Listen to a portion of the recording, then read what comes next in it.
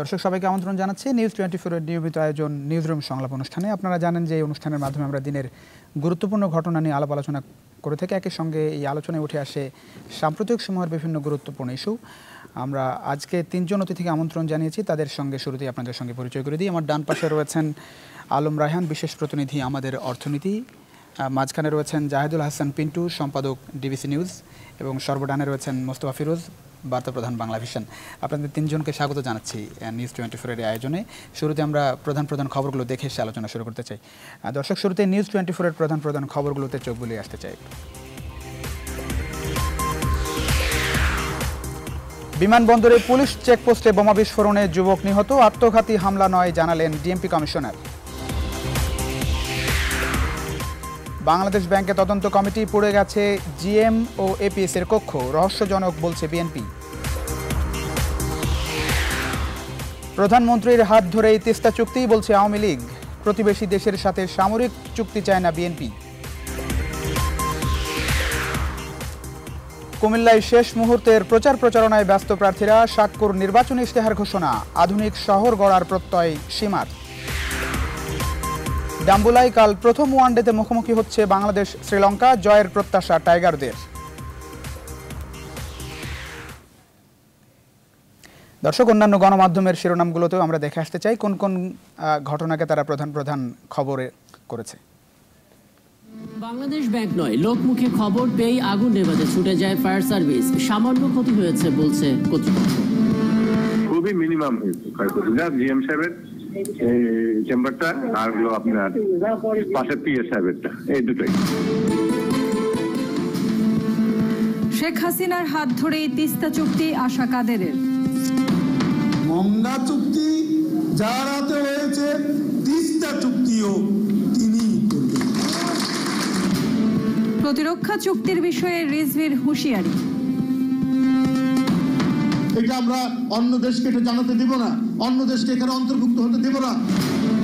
ছুটি দিনে গুলিস্তান ও মতিঝিলে হকারদের জমজমট বেচা কেনা, সার্বক্ষণিক দোকান চালাতে আলাদা জায়গা দাবি।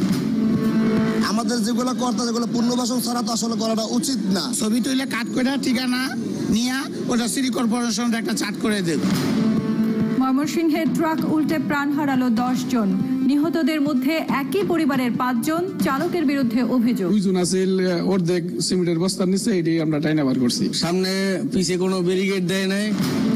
লন্ডন হামলাকারী খালিদ মাসুদের বিষয়ে তথ্য চেয়ে পুলিশের আহ্বান, শ্রদ্ধা আর ভালোবাসায় হতাহতদের স্মরণ। Londoners will never be cowed by terrorism. এবার সিলেটে জঙ্গি আস্তানা সন্দেহে বাড়ি ঘেরাও, গ্রেনেড বিস্ফোরণের দাবি আইন শৃঙ্খলা বাহিনীর।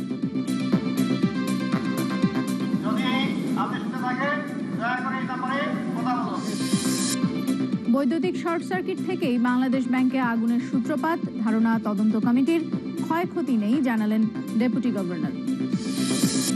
ব্যাংক কর্মকর্তা আরিফা হত্যায় সাবেক স্বামীর দায় স্বীকার বলছে পুলিশ, সুষ্ঠু বিচারের দাবি পরিবারের। দুর্বল মনিটরিং, বিপুল অর্থ বিনিয়োগ জঙ্গিবাদে। শর্ট সার্কিট থেকে বাংলাদেশ ব্যাংকের আগুন, ক্ষয়ক্ষতি সামান্য। ময়মনসিংহের ভালুকায় সিমেন্ট বোঝাই ট্রাক উল্টে নিহত 10। ঐক্য নষ্টকারীরা কখনোই সফল হবে না, মন্তব্য ব্রিটিশ প্রধানমন্ত্রী। এবং ব্যাংক কর্মকর্তা আরিফা হত্যায় সাবেক স্বামী গ্রেপ্তার, পরিবারের স্বস্তি। একের পর এক ঘটনায় প্রশ্নবিদ্ধ বাংলাদেশ ব্যাংক, অগ্নিকাণ্ড নিয়ে জনমনের সন্দেহ, খতিয়ে দেখার পরামর্শ বিশ্লেষকদের। ইমেল হ্যাকার 5-6 দিনের মাথায় আবার আগুনের ঘটনা ঘটে গেল। এগুলো ঠিক দুর্ঘটনা হিসেবে দেখতে চাই। সিলেটের দক্ষিণ সুরমায় জঙ্গি আস্তানার সন্ধান, 5তলা ভবন ঘিরে রেখেছে পুলিশ, 2 মাস ধরে খোঁজা হচ্ছিল জানালেন আইজিপি, বললেন জঙ্গিদের রেহাই নেই। আওয়ামী লীগ নতজানু বলেই ভারতের সাথে দেশ বিরোধী চুক্তি করতে যাচ্ছে, অভিযোগ বিএনপি। শেখ হাসিনার হাতেই তিস্তার সমাধান বললেন ওবায়দুল কাদের।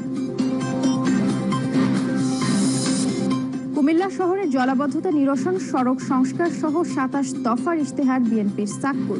নির্বাচনের সার্বিক পরিস্থিতিতে সন্তুষ্ট আওয়ামী লীগ প্রার্থী। এবং মুক্তি পেলেন হোসনি মোবারক। দুর্নীতি হত্যার দায়ে 6 বছর জেলে ছিলেন আরব বসন্তে ক্ষমতাচ্যুত মিশরের এই স্বৈরশাসক।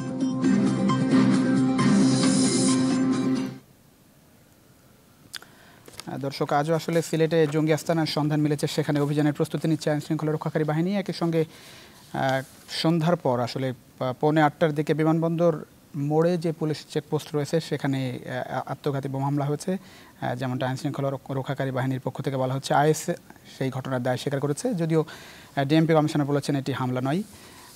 তিস্তা চুক্তি নিয়েও এখন পর্যন্ত দলগুলোর মধ্যে কথাবার্তা চলছে। এই ঘটনাগুলোই মূলত আজকের প্রধান খবরে উঠে এসেছে। একই সঙ্গে কুমিল্লার যে সিটি নির্বাচন সেই বিষয়ে গুরুত্ব পেয়েছে আজকের প্রধান খবরে। আমরা আলোচনা শুরু করতে চাই জঙ্গি আস্তানার সন্ধান নিয়ে। আমাদের হাতে কিছু প্রতিবেদন আছে, সেগুলো আমরা একটু পরেই দেখার চেষ্টা করবো। শুরু করতে চাই আলোচনা। আলম রায়হান, আপনাকে দিয়ে শুরু করতেছি। আমরা বেশ কয়েক মাস ধরে আসলে দেখছি যে জঙ্গি আস্তানার সন্ধান মিলছে, এবং এটা একটি প্রতিনিয়ত, ঠিক প্রতিদিন না হলেও বেশ কয়েকদিন পরপরই দেখা যাচ্ছে ঘটনাটা ঘটছে, এবং আইনশৃঙ্খলা রক্ষাকারী বাহিনী সফলভাবে অভিযানগুলো পরিচালনা করছে। আজও আসলে সিলেটে জঙ্গি আস্তানার সন্ধান মিলেছে, সেই অভিযানের প্রস্তুতি চলছে। এই ঘটনাগুলোকে আসলে আপনি কিভাবে দেখেন? এখানে একটি বড় বিষয় হচ্ছে, যেটা উদ্বেগজনক বিষয়, যে এর পিছনে বড় রকম একটি চক্র কাজ করে, দেশি বিদেশি বড় রকম একটা উদ্দেশ্য আছে। এটা হঠাৎ বিচ্ছিন্ন কোনো ঘটনা না, আর এটা সাজানো ছোটোখাটো কোনো বিষয় না, বড় একটি বিষয়ের একটি ছোট ছোট প্রকাশ এই ঘটনাগুলো, যেগুলো আমরা দেখছি কদিন ধরে।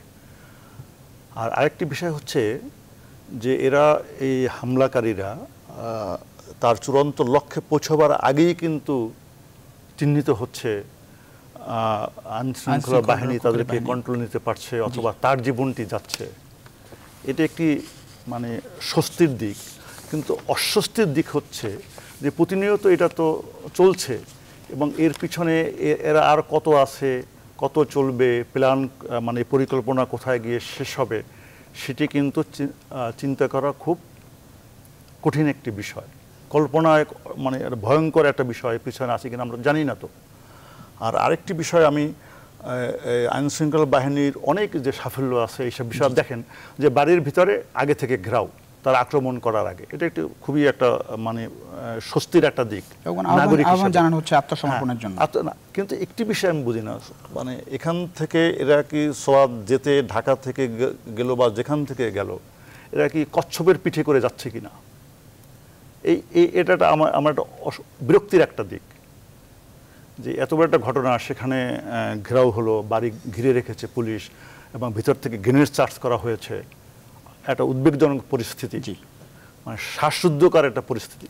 সেখানে অপারেশন চালাবার জন্য সোয়াদ যেতে কত ঘন্টা লেগেছে, এটা মনে হয় উদ্বেগজনক। এখন আসলে সোয়াদ বাহিনীর সদস্যরাও আছে, এবং সেনাবাহিনীর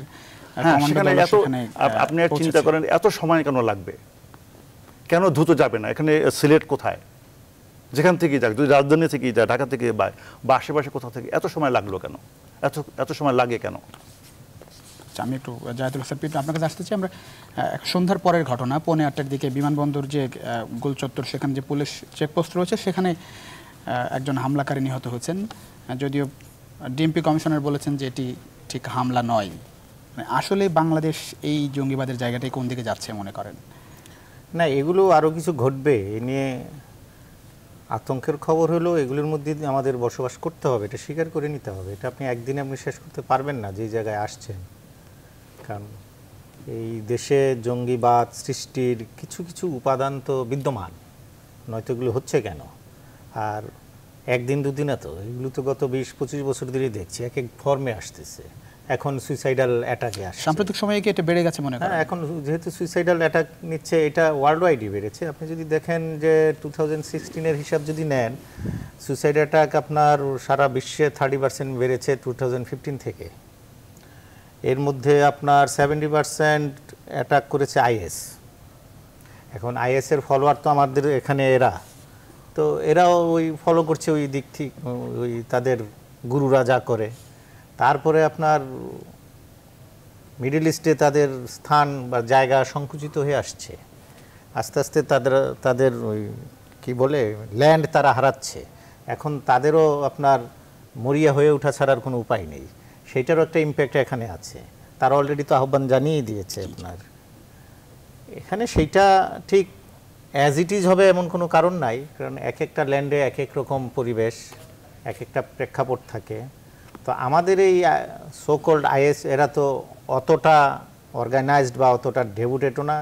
যেগুলো আছে আপনার কম শিক্ষিত, যেগুলো এই যে আপনার বোমা বহন করার সময় আপনার সুইচ অন করার আগেই ফুটে যায়, হ্যাঁ। আবার কেউ কেউ এই আমাদের এখানেই আপনার এটা থেকে শিক্ষা নিয়েছিল, ওই সোকল্ড আইএসি ডাবল সুইচের ওই সুইসাইডাল ভেস্টও তৈরি করেছিল, একটা মিস করলে যেন আরেকটা দিয়েই করতে পারে। তো সব রকমেরই আছে। আর আমি কথা বলতে চাচ্ছি যে আলম রায়হানের একটা কথার সূত্র ধরে সেটা আলোচনায় বেশি আসা উচিত, কারণ জঙ্গি কেন হয়, প্রতিকার কি, দমনের উপায় কি, এইগুলো নিয়ে তো গত কয়েক বছর ধরে আলোচনা হচ্ছে। হোলি আর্টিজানের পরে তো প্রায় প্রতিদিনই আলোচনা হয়েছে, আমরা কম বেশি সবাই জানি। সেটা রাজনৈতিক সিদ্ধান্ত একটা বড় বিষয়। এখন এই যে কচ্ছপের গতিতে যায় কিনা, এটা আসলেই কচ্ছপের গতিতে যায়, তার কারণও আছে। আপনি তাকে কচ্ছপই দিয়েছেন যাওয়ার জন্য। আপনি চিন্তা করেন, বাংলাদেশ পুলিশ, বাংলাদেশের মানুষের আইন শৃঙ্খলা রক্ষার দায়িত্ব তো বাংলাদেশ পুলিশকে দেওয়া হয়েছে। সেই বাংলাদেশ পুলিশের একটা হেলিকপ্টার নাই, এটা আপনি চিন্তা করেন, কেন হেলিকপ্টার থাকবে না? আর এমার্জেন্সি অবস্থায় কেন তাকে প্রোভাইড করার ব্যবস্থা থাকবে না? এটাই বলছি। এখন না শুধু হেলিকপ্টার কেন, সবই থাকতে শুনেন। আরো হলো যে সোয়াটের সদস্য সংখ্যা বাইরে থেকে ট্রেনিং নিয়ে আসছে 45 পার্সোনাল, 45 জন। লোকাল আরো ট্রেনিং দিয়েছে 20 জন রে, 65 জনের একটা টিম। এটা ঢাকা বেসড। আজকে এটার প্র্যাকটিক্যাল সমস্যায় পড়েছে আপনার ল এনফোর্সাররা, যেটা আলোচনায় কোথাও আসছেও না। হ্যাঁ, সেটা হলো আপনার সিলেটে গিয়েছে টিম ঢাকা থেকে, এয়ারপোর্টে যেই ঘটনাটা ঘটলো সেখানে যে বোমা পড়ে আছে সেটা ডিসপোজ করার জন্য তো আপনার ওই মাপের লোক পাওয়া যাচ্ছে না। কেন পাওয়া যাচ্ছে না? কারণ মূল টিম আপনার সিলেট চলে গেছে। আর ওইখান থেকে কেউ এখানে আসবে সে উপায়ও না, তো আপনার কাস্টমার পিছে ওই যে আমি সেটাই বললাম, কি দিয়ে যায় আজকে, যে কি দিয়ে গেছে। আমরা একটু আমার বিমানবন্দরে আমাদের সহকর্মী আছেন রিশাদ হাসান, একটু সবশেষ পরিস্থিতিটা দেখে আসবো। দর্শক, আমার সহকর্মী আছেন বিমানবন্দরে রিশাদ হাসান, তার সঙ্গে একটু সবশেষ খবর জানার জন্য যুক্ত হচ্ছেন। রিশাদ, নিশ্চয়ই আমাকে শুনতে পাচ্ছেন? সবশেষ পরিস্থিতি একটু জানতে চাই।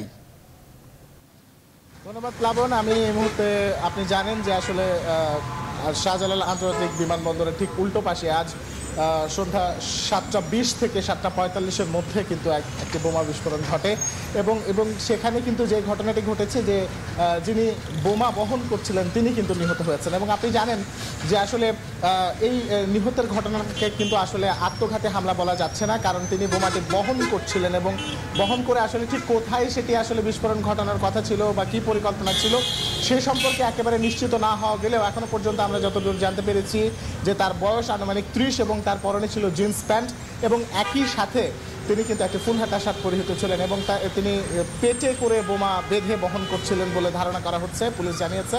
এবং ডিএমপি কমিশনার এখানে এসেছিলেন এই ঘটনাস্থল পরিদর্শন করার পর তিনি কিন্তু আসলে জানিয়েছেন যে আসলে ঠিক কখন এবং কবে এই বোমাটির বিস্ফোরণ ঘটাবার পরিকল্পনা ছিল সেটা আসলে তদন্ত করে বের করবার বিষয় এবং এর জন্য আসলে নির্ধারিত সময়েরও কিন্তু প্রয়োজন আছে।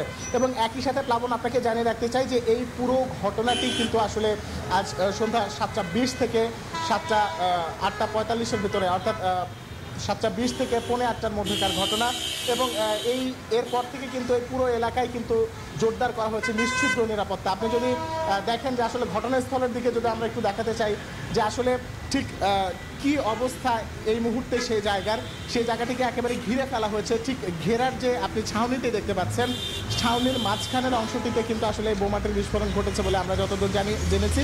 এবং তিনি আসলে যিনি বোমা বহন করছিলেন তার নাম পরিচয় জানা না গেলেও এতটুকু জানা গেছে যে আসলে অতিরিক্ত, পুলিশ ধারণা করছে যে অতিরিক্ত সাবধানতা বশতই কিন্তু আসলে এই বোমাটির বিস্ফোরণ ঘটে যায় তার কাছ থেকে এবং এতে করে আইন শৃঙ্খলা রক্ষাকারী বাহিনীর কোনো সদস্য এবং একই সাথে কোনো সাধারণ জনগণের জানমালের কোনো ক্ষতি হয়নি বলে আইন শৃঙ্খলা রক্ষাকারী বাহিনী নিশ্চিত করেছে। তবে আপনাকে জানিয়ে রাখি প্লাবন যে এখানে আসলে বোম ডিসপোজাল ইউনিট এবং পুলিশের সদস্যরা, বোমা বিশেষজ্ঞ যারা আছেন, তারা কিন্তু আসলে এই জায়গায় যেই বোমাগুলো পাওয়া গিয়েছে তার কাছ থেকে সেই বোমাগুলো নিষ্ক্রিয় করবার চেষ্টায় রয়েছে। এবং এরই মধ্যে 2 দফায় কিন্তু আমরা 2টো বোমা বিস্ফোরণের ঘটনা দেখেছি এখানে, এবং সেগুলো কিন্তু খুব হেভি এক্সপ্লোসিভ যেটাকে বলা হয়। এবং এরই ভিতরে আমাদের এখানে যেসব গণমাধ্যম কর্মীরা রয়েছেন তারাও কিন্তু আসলে হয়তো এতটা বেশি নিরাপদ দূরত্বে তাদেরকে নিয়ে আসা হয়েছে, এবং তারপরে কিন্তু সেখান পর্যন্ত বোমার স্প্লিন্টার পৌঁছেছে। এই পর্যন্ত আমরা জানি প্লাবন। অনেক ধন্যবাদ রিশাদ হাসান, আপনাকে ধন্যবাদ, অনেক ধন্যবাদ এই রাতে আমাদের সাথে যুক্ত হয়ে সবশেষ পরিস্থিতি জানানোর জন্য। আমাদের হাতে ডিএমপি কমিশনার ঘটনাস্থল পরিদর্শন করেছিলেন, তার বক্তব্য একটু শুনে আসতে চাই একই সঙ্গে। এটি কোনো হামলা নয়, এটি কোনো হামলা নয়। সে যদি হামলা করতে চাইতো তাহলে এখানে আমাদের চেকপোস্টে 8 থেকে 10 জন পুলিশ ছিল, সে কিন্তু নিমেষেই ফাঁকা জায়গা দিয়ে পুলিশের উপর এসে পড়তে পারতো। সুতরাং এটা কোনো হামলার ঘটনা নয়। এটা আমাদের প্রাথমিকভাবে যেটা মনে হচ্ছে, সে বোমাটা ক্যারি করতেছিল, ক্যারি করার সময় পুলিশের ব্যাপক উপস্থিতি দেখে সে অতি সতর্ক হতে গিয়েই এই দুর্ঘটনাটা ঘটেছে, যে দুর্ঘটনায় সে নিজেই নিহত হয়েছে এবং জনগণ বা পুলিশের পক্ষে কোনো ধরনের কোনো ক্ষতি হয়নি। এটি বিমানবন্দরের বিষয় না। আপনি দেখেছেন বিমানবন্দর হচ্ছে রাস্তার ওই পাশে। সে যদি বিমানবন্দর সংশ্লিষ্ট হতো তাহলে কিন্তু সে রাস্তার পশ্চিম পাশে যেত। সে রাস্তার এই পূর্ব পাশ দিয়ে দক্ষিণ দিয়ে উত্তর দিকে হেঁটে যাচ্ছে। সুতরাং এটা কোনোভাবেই এয়ারপোর্ট সংশ্লিষ্ট নয় বা এটি কোনো ধরনের অ্যাটাক সংক্রামিত নয়। মোস্তফা ফিরোজ, একটু আপনার কাছে আসতে চাই। বিমানবন্দরে যে হামলা চেষ্টা হয়েছে সেটাতে আইএস দায় স্বীকার করেছে। যেটি দেখছিলেন যে বক্তব্য ডিএমপি কমিশনার, তিনি বলছে এটি কোনো হামলা নয় এবং বিমানবন্দর সংশ্লিষ্ট কোনো বিষয় নয়। আপনার কাছে কি মনে হয়? না, আমাদের তো পুরো তাদের যে অপারেশন, তাদের বক্তব্য সব কিছুর মধ্যে একটা রাগঢাকের একটা চিত্র আমরা পাচ্ছি এবং পরস্পর বিরোধী অনেক সময় কথা ফুটে উঠছে। এবং ওই যে সমন্বয়হীনতা, তারপরে এত দুর্বল একটা ছোট ছোট ঘটনাগুলোকে মোকাবেলার ক্ষেত্রে একেবারে বিশাল আকারে একটা মহড়া, এটা আমাদের কিন্তু নিরাপত্তা ব্যবস্থাটাকে একটু আমাদের দুর্বল দিকটা আমরা বারবার উঠিয়ে আনছি। এটা বিষয়টা হচ্ছে যে এটা আত্মঘাতী হামলা না, আবার বিমানবন্দরও না, এটার মধ্য দিয়ে একটা মেসেজ আছে। তারা এই মুহূর্তে সরকার একটু নাজুক অবস্থা, যে ঠিক যদি এয়ারপোর্টের কথাটা বলা হয় তাহলে বিদেশিরা যাওয়া এবং আসা, আমাদের এই ঢাকায় তো এই একটাই বিমানবন্দর। তো সুতরাং এইটা একটা আমাদের জন্য খুবই হয়তো ওই আতঙ্কটা থেকে দূরে রাখার জন্য চেষ্টা করা হচ্ছে। আবার আত্মঘাতী বললে মাত্রাটা খুব বেড়ে যায়, যে ঘন ঘন আশকোনাতে হলো তারপর পরই এটার একটা আতঙ্ক তৈরি হয়। সুতরাং আত্মঘাতী না, এটা আইন শৃঙ্খলা বাহিনীর পক্ষ থেকে বলার মধ্য দিয়ে কিছুটা উত্তেজনা বা একটু শান্ত রাখার একটা প্রবণতাটা। হ্যাঁ, কিন্তু এখন ঘটনা হচ্ছে যে ওইদিকে সিলেটের এই ঘটনাটা আমার কাছে সত্যি অবাক লাগলো, যে সিলেট কিন্তু একটা অজপাড়া গায়ে না, সেখানে আজকে সারাদিন এই মানে দিনভর উত্তেজনা, এবং তার মধ্যে আবার দুপুর থেকে আবার ফোন, একেবারে মহানগর এলাকায়, শিববাড়ি এলাকায়, হ্যাঁ মহানগর এলাকায়, যে দুপুর থেকে দ্রুত ফোন এবং বারবার অনুরোধ, স্ক্রল বন্ধ করেন অভিযানের পরে। তো অভিযান কখন হবে, পরে করব। আমরা বললাম যে ঘিরে রেখেছে, সেখানে মানে সবাই একটা দৃষ্টি ছিল। তো হঠাৎ করে আমরা স্ক্রল বন্ধ করে দেবো, নিউজ বন্ধ করে দেবো, তার মধ্য দিয়ে তো মানে গুজবের ডালপালা আরও গড়াবে। তো এটা তো চেপে রাখার কোনো বিষয় না। অভিযানের প্রস্তুতি চলছে, উত্তেজনা যতটা ছড়ায় আবার মানুষকে সতর্কও করা হয়, মানুষকে জনমত তৈরি হয়। বিষয়টা তো পরিষ্কার যে এই বিষয়ে এই ঘটনাগুলির সাথে জনগণের কোনো সম্পৃক্ততা নাই। না, আপনার কি মনে হয় যে অভিযানগুলো আসলে কিভাবে হওয়া উচিত? অভিযানগুলো আমার দুর্বলতা মনে হচ্ছে যে বিভাগীয় পর্যায়ে এরকম একটা ঘটনা, একটা বাড়িকে মানে নিরস্ত্র করা যাবে না, সেখানে পুলিশ, সেখানে আইন শৃঙ্খলা, র্যাব ট্যাব সব ওখানকার কর্তৃপক্ষ পারবে না, এটা আমার কাছে খুব মানে অবাক লেগেছে। মানে আমরা ঠাট্টা করে বলছিলাম যে একটা দমকলের যে হোস পাইপ দিয়ে যদি বিপুল পরিমাণ পানি নিক্ষেপ করা হয় তাতেও তো মানে একটা ছোট্ট জায়গা, তো একটা ঘর, একটা বাড়ি, তো সেটা কি করা যায় না? অথবা টিয়ার সেল নিক্ষেপ করেও নিরস্ত্র করা যায় না? যেটা হচ্ছে যে আমরা আসলে যতটুকু খবর পাওয়া গেছে সেটা হচ্ছে ওই বাড়িতে 5তলা ভবনে 29টি ইউনিটে 29টি পরিবার বসবাস করছে এবং নিচতলায় আসলে জঙ্গিরা অবস্থান করছে বলে পুলিশ ধারণা করছে। সেই কারণে হয়তো বাড়তি সতর্কতার কারণে যেমনটা বলা হয়েছে বাকিদেরকে মানে অন্যভাবে উদ্ধার করে পাশের একটি ভবন থেকে 70 জন বাসিন্দাকে সরিয়ে নেওয়ার কাজটা, এই কাজগুলো যে বিভাগীয় পর্যায়ের আইন শৃঙ্খলা রক্ষাকারী বাহিনী করার যদি সক্ষমতা যদি দেখাতে না পারে, তাহলে আমরা যদি কাল্পনিকভাবে ধরে নিই যে এরকম ঘটনা যদি বিস্তার লাভ করতে থাকে, তাহলে কি কতবার ঢাকা থেকে যাবে, সোয়াত যাবে, সেনা বাহিনী যাবে, তারপরে সময় হবে, এবং যত সময় ধরে এই অবস্থাটা থাকবে আতঙ্কটা তো বাড়তে থাকবে। দেখেন যে ওই সিলেটের আতঙ্ক কাটতে না কাটতে ঢাকায় এই ঘটনাটা, তাই না? তাহলে তো আমরা তো যতই বলি না কেন, এখন কিন্তু ক্রমে কিন্তু বিষয়টা এমন দাঁড়াবে যে পুলিশের কথা বা আইন শৃঙ্খলা বাহিনীর কথা কিন্তু মানুষের যদি আস্থাটা একবার নষ্ট হয়ে যায়, তাহলে কিন্তু আরো কি হবে, সন্ত্রস্ত হয়ে যাবে, জনমনে আতঙ্ক তৈরি হবে। সেটাই আমি ভাবছিলাম যে এটা আসলে উদ্বেগের বিষয়। একটা ছোট বিরতি নিয়ে ফিরছি। দর্শক, নিউজরুম সংলাপে একটা ছোট্ট বিরতি নিচ্ছি, ফিরে আসছি কিছুক্ষণের মধ্যেই। আশা করি বিরতির পরে আপনাদের সঙ্গে পাচ্ছি।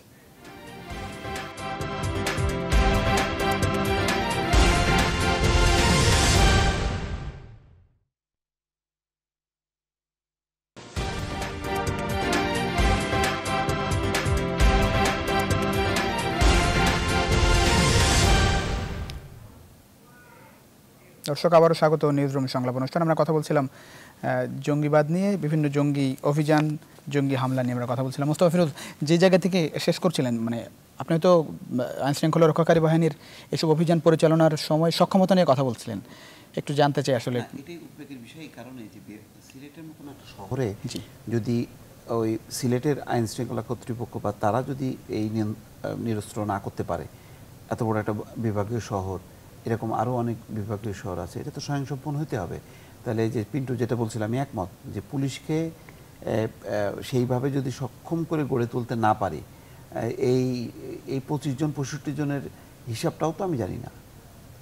আমার কাছে তো সোয়াত মানে একটা বেশ স্বয়ংসম্পূর্ণ, এই হিসাবগুলি দেওয়াটাও তো এখন আমার কাছে মনে হচ্ছে যে এটা মানুষের মধ্যে একটা উদ্বেগ উৎকণ্ঠা, যে ও তাহলে সোয়াত তাহলে একটা পূর্ণাঙ্গ বাহিনী না, সক্ষম একটা বাহিনী না, এই বিষয়গুলো। তো এই জিনিসগুলো দেখাতে হবে আপনার, মানে ইভেন বড় শহরগুলোতেও, যশোরে, ফরিদপুরে, ওই সমস্ত জায়গায়ও যদি ঘটনা ঘটে, তাৎক্ষণিকভাবে ওই সব এলাকার আইন শৃঙ্খলা কর্তৃপক্ষ যাতে এই বিষয়টা নিরস্ত্র করতে পারে, নিয়ন্ত্রণ করতে পারে, এই সাফল্যটা দেখাতে হবে। আমাদের বাহিনী আন্তর্জাতিক পর্যায়ে যুদ্ধ করে, হ্যাঁ, শান্তি রক্ষা করে, আর এই লোকাল পর্যায়ে, আর এগুলো তো খুবই মানে বিশ্বব্যাপী যে চিত্র আমরা দেখি তার তুলনায় এগুলি তো খুবই সামান্য।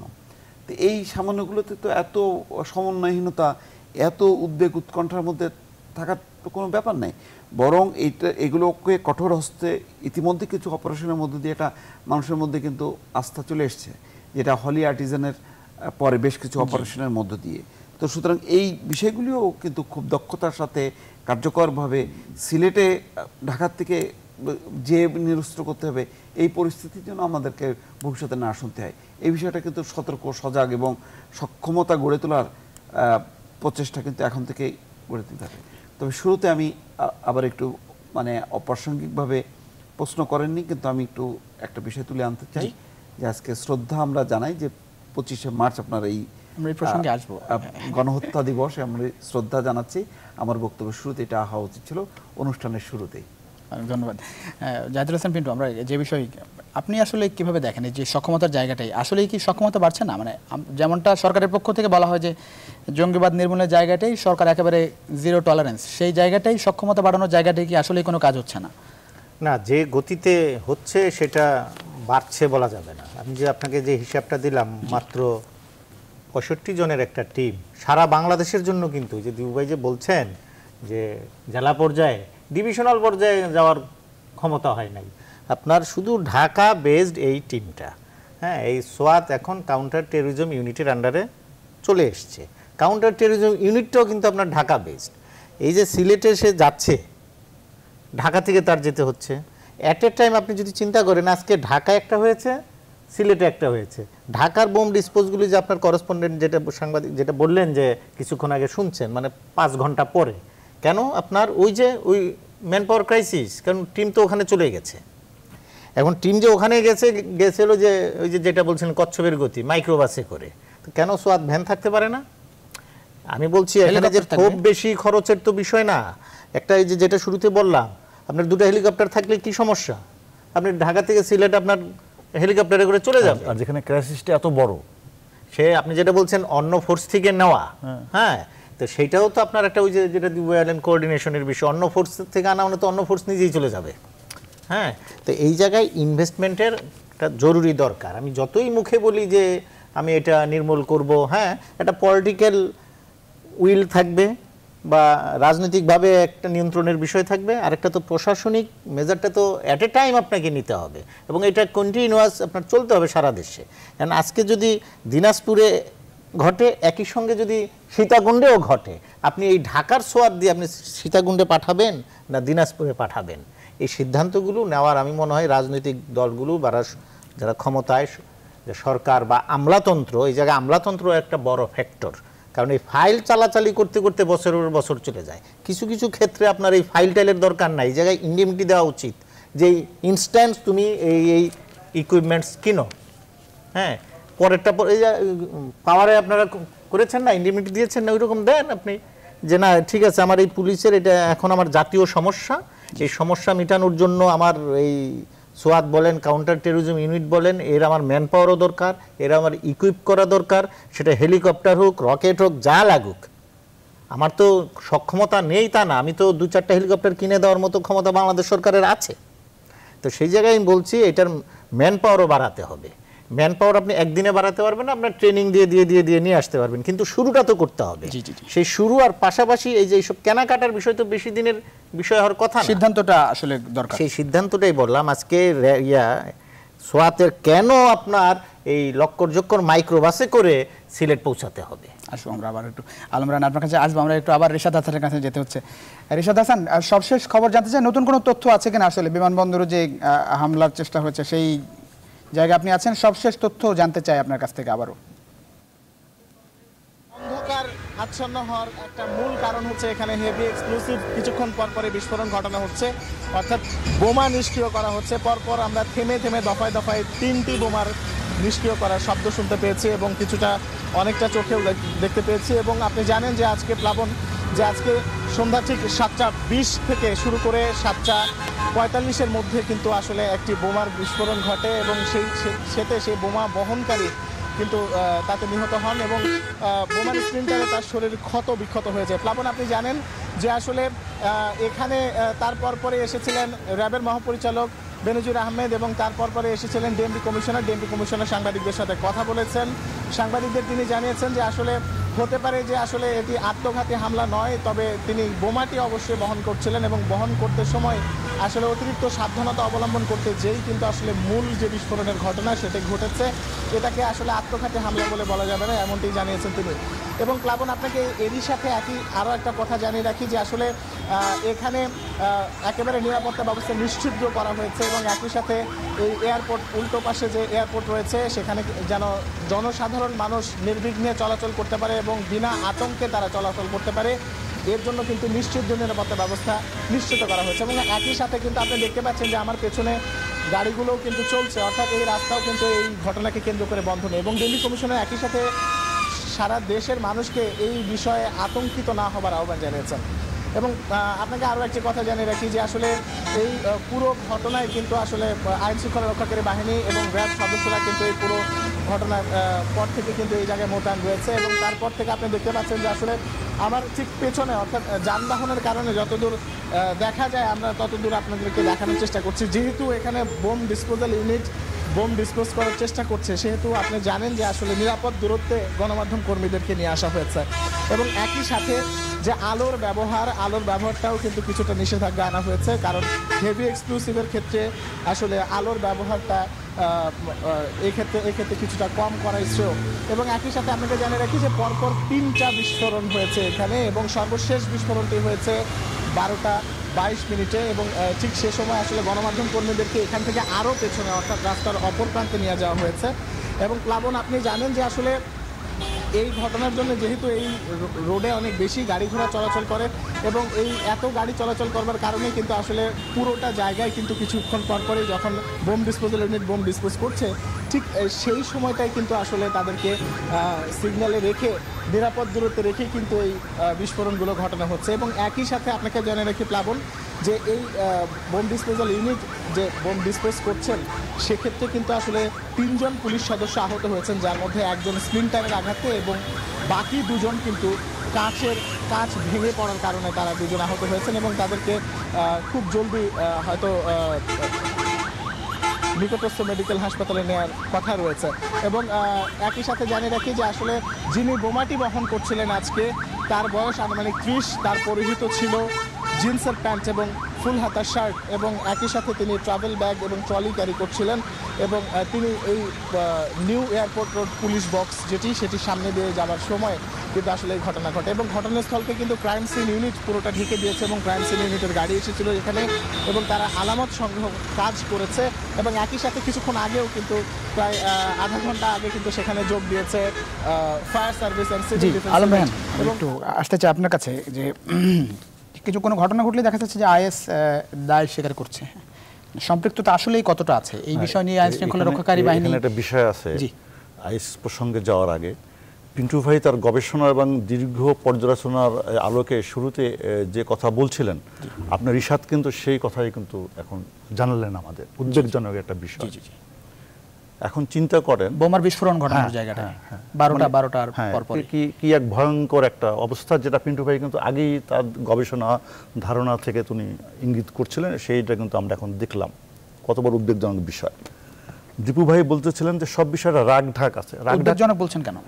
এটা মানে এই যে সক্ষমতার বিষয়টি, যদি সক্ষমতার বিষয়টি থাকতো, এখন আপনার যে রিপোর্টার যে সরাসরি যে খবরটা আপনাকে দিল, এটা তো অনেক আগে শেষ হতে পারত।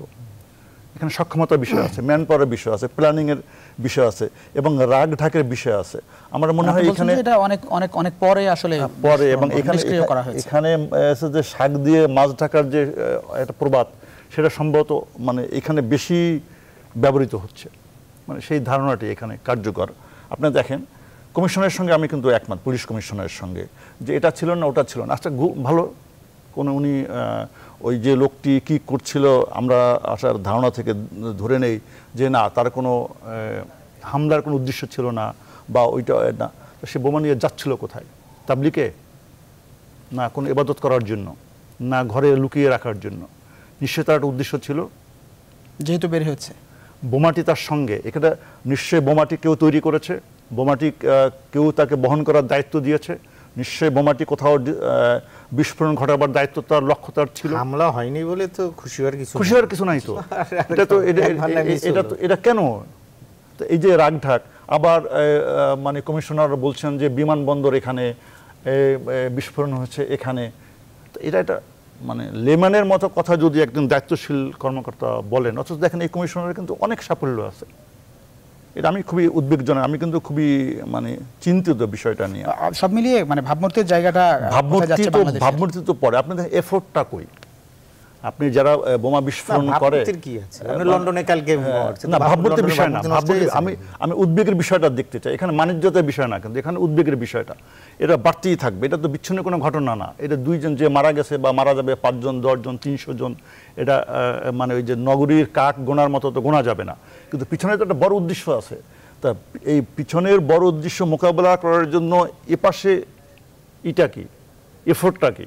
এফোর্ট বলা হলো যে আসেন জেলায় জেলায় প্রতিরোধ কমিটি করেন, জঙ্গি প্রতিরোধ কমিটি। এফোর্ট কমিটির খবর কি? কোনো কিন্তু খবর নাই। কোনো আপনি জেলা জেলা খবর নিয়ে দেখেন, কোথাও কোনো কমিটি নাই, কোনো উদ্যোগ নেই, মানুষকে সম্পৃক্ত করার কিছু নাই। যা কিছু করার গভর্নমেন্টের একটি হায়ার র্যাঙ্কিং থেকে এটা বলা হচ্ছে, বারবার বলা হচ্ছে জিরো টলারেন্স, যেটা মানুষের জন্য দরকার। একমাত্র সরকার বলছে। একটা বিরতি নিতে হচ্ছে, আমি সরকার সেই এই যে কথাগুলো বলছিলেন সেই জায়গায় ফিরবো। দর্শক, আবার একটা বিরতির সময় হয়েছে, কিছুক্ষণের মধ্যে ফিরছি। আশা করি বিরতির পরে আপনাদের সঙ্গে পাচ্ছে এই আয়োজন।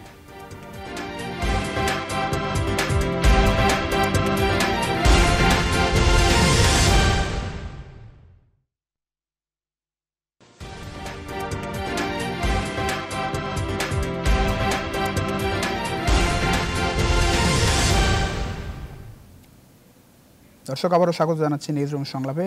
আমরা আমাদের সঙ্গে যুক্ত হচ্ছেন শামসুজ্জামান শাহিন, খুলনা ব্যুরো প্রধান। তার সঙ্গে একটু কথা বলতে চাই। আমরা যতটুকু জানি যে খুলনায় পিটিআইয়ের প্রশিক্ষককে গুলি করে হত্যার চেষ্টা করেছে দুর্বৃত্তরা, সেই খবরটা একটু জানতে চাই আপনার কাছ থেকে সবশেষ। নিশ্চয়ই আপনি ওখানে শুনতে পাচ্ছেন। ধন্যবাদ প্লাবন।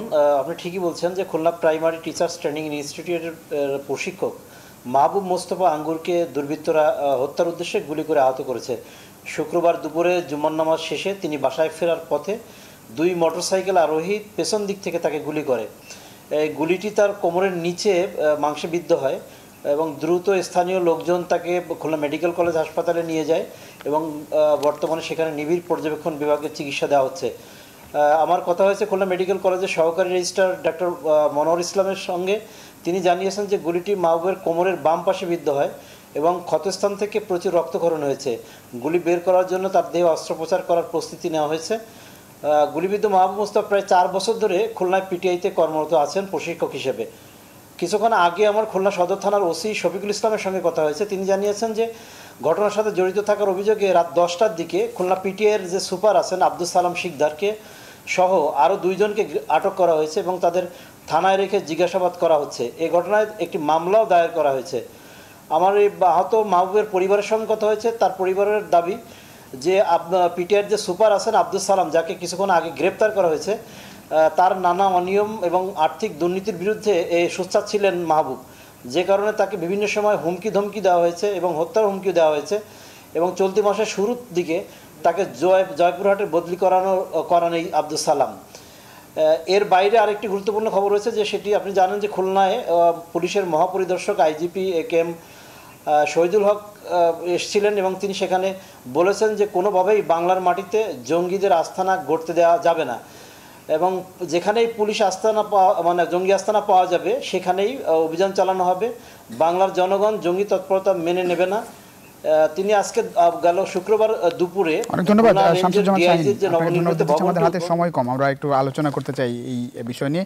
খুলনার প্রাইমারি টিচার্স ট্রেনিং ইনস্টিটিউটের একজন শিক্ষককে আসলে গুলি করে হত্যার চেষ্টা করেছে। আমরা চাই যে তিনি সুস্থ হন শেষ পর্যন্ত। আলম রায়হান, যেমনটা বলছিলেন যে আসলে কতটা পদক্ষেপ নেওয়া যাচ্ছে এই যে এখানে আমার মনে হয় সাধারণভাবেই মনে হয় সব কিছু এলোমেলো মনে হচ্ছে। মনে করেন জঙ্গি আস্তানা, যেখানে জঙ্গি আস্তানা সেখানে অভিযান, এইটা ঘটা করে আমাদের পুলিশ প্রধানকে বলতে হবে কেন বারবার? কেউ জিজ্ঞেস করছে তাকে জনগণ কীভাবে জনগণের কথা পুলিশ প্রধান বলবেন? এটা মানে সস্তা একটা কথা। এখানে ঘটনা অ্যাকশন নাই, কথা একটা বললেন। তারপর যে বিরোধী জঙ্গি বিরোধী যে কমিটি গঠন করার জন্য ক্ষমতাসীন দল বলেছে, কোনো খবর নাই কমিটি গঠনের, কোনো তৎপরতা নেই। এই গেল গভর্নমেন্টের চ্যাপ্টার। আর জঙ্গি তৎপরতা শুধু গভর্নমেন্ট বা একটা গ্রুপ একটা দলের সমস্যা না, পুরো জাতির সমস্যা। আচ্ছা, প্রধান বিরোধী দল এক সময় যারা ছিল, যারা এখন সংসদের বাইরে, বা তাদের তো বিশাল একটা জনসমর্থন আছে, তাদের একটা রাজনৈতিক অবস্থান আছে, তাদের উপরে দেশবাসী অনেক কিছু আশা করে। জঙ্গি প্রশ্নে বিএনপির বক্তব্যটা কি বলেন? একটা ঘটনা ঘটলেই বলে যে মানে এমনভাবে বলে যে মানে যারা জঙ্গিটা দমন করার চেষ্টা করেছে বা যারা নিবৃত করেছে বা যে তাদের নিউট্রাল করতে পেরেছে তার উপরে দোষটা পাবার চেষ্টা করে বিএনপি। করা উচিত এখন স্পষ্ট বিএনপিকে তার অবস্থান থেকে বলতে হবে এই জঙ্গির বিরুদ্ধে তাদের শক্ত অবস্থান এবং গভর্নমেন্টের অ্যাকশনকে সমর্থন করতে হবে এবং এই ক্ষেত্রে দায় কিন্তু বেগম খালেদা জিয়াকে নিতে হবে। ডক্টর জাফরুল্লাহ কি বলেছেন এই 2 দিন আগেই বলেছেন যে জঙ্গি প্রশ্নে খালেদা জিয়া তার দায়িত্ব পালন করতে পারছেন না, স্পষ্টভাবে বলেছেন। তিনি কিন্তু বিএনপি ঘেঁষা বুদ্ধিজীবী হিসেবে পরিচিত এবং তিনি একদিকে তার যিনি বিবেক যেভাবে বলে সেইভাবে কথা বলেছেন এবং এই কথাটাই মনে হয় যে দেশের মানুষেরই কথা, যে বেগম জিয়াকে স্পষ্ট বলতে হবে যে জঙ্গির বিরুদ্ধে তার অবস্থান। বিএনপির তরফ থেকে বলে কি যে আসেন ঐক্য আসেন, তো আগের কাজটা করেন। ঐক্য মানে কি? আপনি 20 দলের যে ঐক্য করার একটা চেষ্টা করলেন এই প্রশ্নে, সেটাই তো বিএনপি করতে পারে না, 20 দলীয় জোট করতে পারে না। তা আওয়ামী লীগের উপর দোষ চাপাবার জন্য ব্যবস্থা কেন? এই জায়গাটাই মানে অনেকদিন ধরেই তো এই কথাটা হচ্ছে যে রাজনৈতিক ঐক্যটা দরকার, অন্তত জঙ্গিবাদ ঐক্য তো আছে। জঙ্গিবাদ ঐক্য বিষয় কি আপনি করেন বলেন। আপনি স্পষ্ট করে একটা ঘটনা বলেন যেখানে বিএনপি নির্দিষ্ট বলেছে যে এই অ্যাকশন গভর্নমেন্টের সঠিক আছে। বেগম খালেদা জিয়া কি কখনো বলেছেন যে এই অ্যাকশন গভর্নমেন্টের এই ইস্যুতে সঠিক আছে? হটিজেন মানে ওই যে ওই থেকে শুরু করে আজ পর্যন্ত 10টা একটা ঘটনা দেখাতে পারবেন বড় বড় ঘটনা যেখানে ঘটলো আজকের পর্যন্ত? ঘটলে এমন একটা মাঝামাঝি একটা কথা বলে যে ঘুরে ফেলে সেটা আসলে যে জঙ্গি হামলাকারী যে নিহত হয়েছে নিজের বোমায়, ঘুরে ফিরে তার পক্ষে যায়। এই যে মারা যায় সে যায়, কিন্তু পিছনে যারা আছে তারা কিন্তু একটি শক্তি পায়, একটা অনুপ্রেরণা পায় যে আমাদের পিছনে বেনিফিশিয়ারি গ্রুপ আছে। এইভাবে তো খুব বিপজ্জনক, কিন্তু আমরা আসলে সব মিলিয়ে একটা বিপজ্জনক পরিস্থিতির দিকে যাচ্ছি কিন্তু, এবং এর থেকে আসলে কারো কোনো লাভ হবে না, এটা আমার ধারণা আর কি। সতর্ক হতে হবে আমাদের। মানে শুধুমাত্র কি মানে আমি জানতে চাচ্ছি যে অনেক সময় মানে সরকারের পক্ষ থেকে, সরকারের বিভিন্ন উচ্চপদস্থ যারা মন্ত্রী আছেন, কর্তা ব্যক্তি আছেন, তাদের পক্ষ থেকে যে অভিযোগটা করা হয় যে মানে বিএনপির উস্কানিতে, না এগুলো বলার এইভাবে ঠিক না। উস্কানি থাকলেও আপনি এইভাবে বলা ঠিক না, উস্কানি থাকলেও বলা ঠিক না, না বলা ঠিক না। কারণ আপনি অ্যাকশনে যেতে হলে তখন অনেক কিছু, যেমন রাগঢাক সবসময় ভালো না, কিন্তু কখনো কখনো তো কিছু কিছু রাগঢাক থাকে। একটা বিষয় কি মনে হয় যে বড় দুই দলের যে পারস্পরিক যে সম্পর্ক, হ্যাঁ এটা কথা, এটা ক্ষতিকর, এটা ক্ষতিকর, আর জঙ্গিবাদকে উস্কে দিচ্ছে, ক্ষতিকর এবং উস্কে দিচ্ছে। তারা মনে করছে যে একটা বিরাট রাজনৈতিক শক্তি আমাদের পক্ষে আছে। আচ্ছা, আমরা একটু জাহিদুল হাসান পিন্টু, আজ 25শে মার্চ প্রথমবারের মতো গণহত্যা দিবস হিসেবে পালিত হতে যাচ্ছে, মানে কিভাবে দেখেন? মানে আমি একটু আপনার মতামত জানতে চাই। আন্তর্জাতিকভাবে দিবসের স্বীকৃতি না এখনো আমাদের মিলেনি। আমি আমাদের শহীদ মুক্তিযোদ্ধাদের শ্রদ্ধা জানাচ্ছি, শ্রদ্ধা জানাই জীবিত মুক্তিযোদ্ধাদের, ঘৃণা জানাই জীবিত রাজাকার এবং মৃত রাজাকারদের।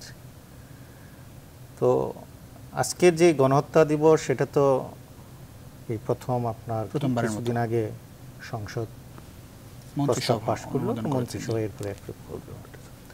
তো এই জায়গায় আমার একটু ক্ষোভ আছে, এটা আরো আগেই করা উচিত ছিল।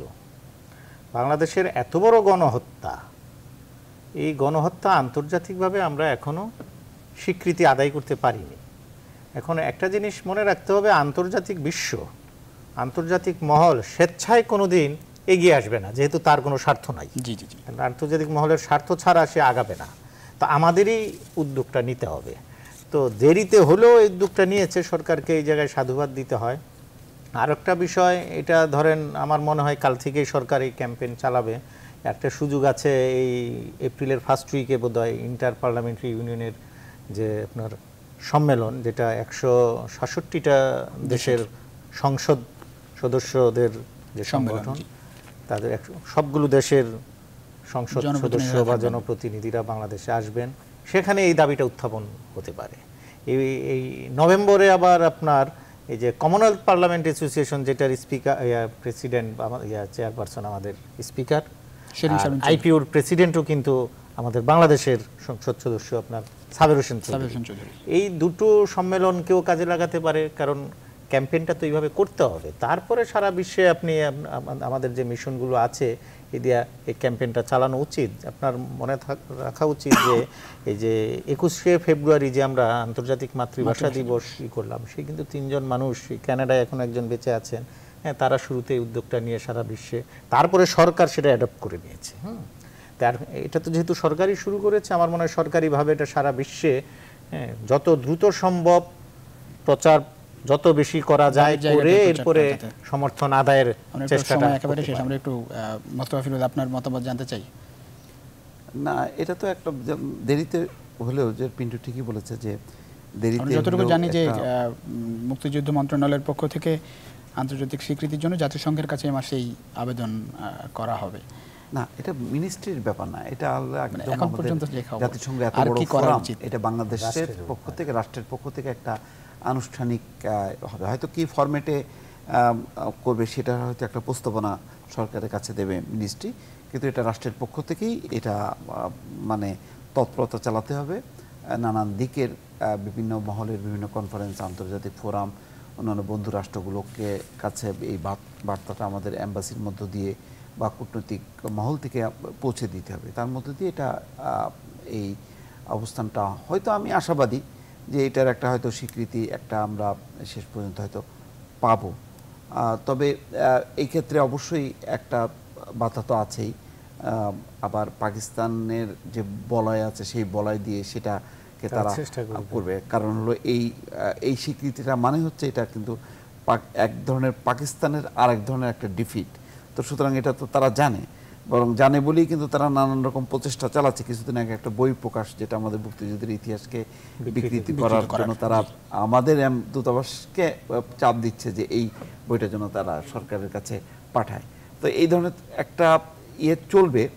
তবে সবচেয়ে বড় কথা হলো যে এটা আন্তর্জাতিক স্বীকৃতি হোক বা না হোক, আমরা এই দিবসগুলোকে ঘিরে যদি সারা জাতিকে যদি আমরা ঐক্যবদ্ধ করতে পারি এবং মুক্তিযুদ্ধের ইতিহাসকে যদি আমরা নির্ভুলভাবে, সঠিকভাবে, বস্তুনিষ্ঠভাবে যদি ছড়িয়ে দিতে পারি, এটি আমাদের সাফল্য। আন্তর্জাতিক সাফল্যটা হয়তো একদিন না একদিন হয়তো আসবে, হয়তো সেটা বড় কথা না। বড় কথাটা হচ্ছে ওইটাই। এর চেয়ে বড় কথাটা হলো যে জাতীয় আমাদের আলম রায়হান ভাই যেটা বললেন, আমরা মাঝে মাঝে দোষণা করে বস বলি, তো সে যে কথাটা বললেন যে এই যে একটা জঙ্গি এত বড় একটা ইস্যু, তাই না? এই ইস্যুটা তো আমরা এখনও যদি আমরা ছোট আকারেও ভাবি, কিন্তু এটা তো সবাই কিন্তু আমরা বুঝতে পারছি যে এটা কিন্তু খুব ছোটোখাটো ব্যাপার না। যেখানে আইএস বলছে যে এটা তাদের কার্যক্রম, হ্যাঁ, হয়তো এখন হয়তো আমরা বুঝছি যে না, এটা হোমগ্রোন। যে বিতর্কই থাকুক না কেন, ভবিষ্যতে যদি এটা মানে এই স্বীকৃতিটা আসেও আইএসের, তাহলে এইগুলো মোকাবেলার ক্ষেত্রে এই যে জাতীয় পর্যায়ে যে বড় বড় দিবসগুলোকে ঘিরে যে জনমত এবং মানুষের মধ্যে ঐক্যের যে আকাঙ্ক্ষা, সেই আকাঙ্ক্ষা দিয়ে তো আপনার এই ধরনের ঘটনাগুলোকে মোকাবেলা করতে হবে, তাই না? এটা তো আওয়ামী লীগের ইস্যু না, জাসদের ইস্যু না, জাতীয় পার্টির ইস্যু না, বাংলাদেশের ইস্যু। তো বাংলাদেশের ইস্যুকে, বাংলাদেশকে প্রতিনিধিত্ব করে কারা? রাজনৈতিক দলগুলো। তারা আমাদের মুখপাত্র, তাই না? তারা ক্ষমতায় যায়। সুতরাং ক্ষমতায় যারা যায় এবং ক্ষমতার যারা বাইরে থাকে, সবাই মিলে যদি এই ধরনের জাতীয় দুর্যোগগুলোকে যদি আমরা অ্যাড্রেস না করি, তাহলে তো আসলেই আমরা ভয়ঙ্কর বিপদের মধ্যে পড়ব। অনেক ধন্যবাদ আপনাদের তিনজনকে আমাদের এই রাতে এসে আমাদের স্টুডিওতে সময় দেওয়ার জন্য।